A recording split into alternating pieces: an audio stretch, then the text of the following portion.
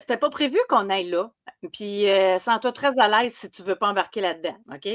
Mais toi, tu as été militaire, tu sais, tu as travaillé pour la défense nationale. Puis, Oui, le jeudi, moi, j'ai une chronique du combattant avec Steven Bilodeau, qu'on a des oui. militaires.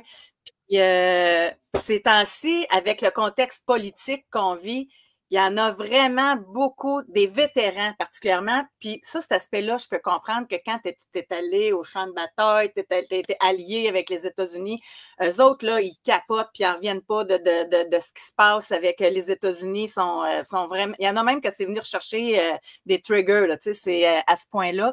Comment tu vis ça, toi, comme quelqu'un qui était impliqué justement dans l'armée, allié avec les Américains, tout ce qui se passe? Est-ce que tu es, je ne vais pas être tendancieuse dans ma question, mais es-tu capable de prendre un recul et de se dire, OK, là, c'est une joute politique qui se joue, c'est de la négociation qui se joue, ou c'est difficile de ne pas le prendre personnel? Comment tu vis ça?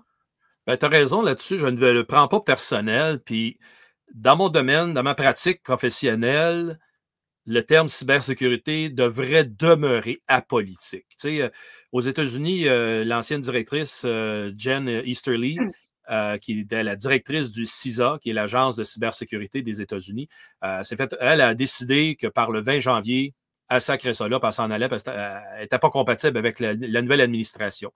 Puis ça a donné qu'en ligne, on a eu quelques échanges. Puis tu sais, c'est là que j'apportais, il faut que ça demeure des projets de longue haleine, des stratégies à entretenir, et il ne faut pas que ça soit polarisé selon un nouveau parti politique qui arrive en pouvoir. Et ça en fait partie de garder le focus sur le besoin, sur qu'est-ce que ça va livrer à la fin de la journée. Bien, on veut une transformation numérique de notre société, bien, il faut qu'on fasse avec ce qui est présenté devant nous, nonobstant quel est l'élément politique qui va argumenter ou travailler ça.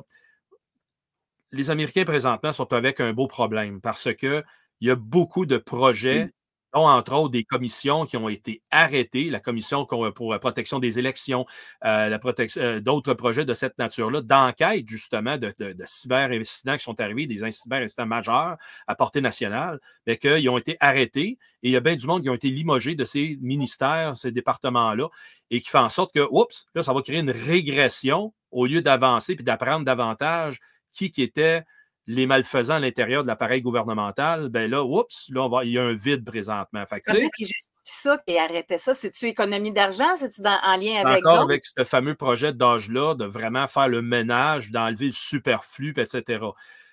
C'est là que je rejoins les anciens collègues qui peut-être vivent l'anxiété. Moi, ça m'en fait parce que, wow, attends un peu, là, si ils vont retirer des projets qui étaient pour dire la vérité sur certains aspects qui se sont produits en matière de cybersécurité, ça veut-tu dire, un, qu'ils veulent protéger un ami, deux, ils ne veulent pas que la vérité se sache sur ces éléments-là, puis que ça pourrait leur servir dans le futur. Tu sais, je ne peux pas embarquer dans ces éléments-là. Tu sais, c'est là que ça va déraper. Fait qu'il faut que je m'en tienne aux faits. Puis les faits sont qu'il va manquer de ressources présentement. On le décrit depuis des années, les professionnels dans la matière, et il va en manquer encore des professionnels en cybersécurité.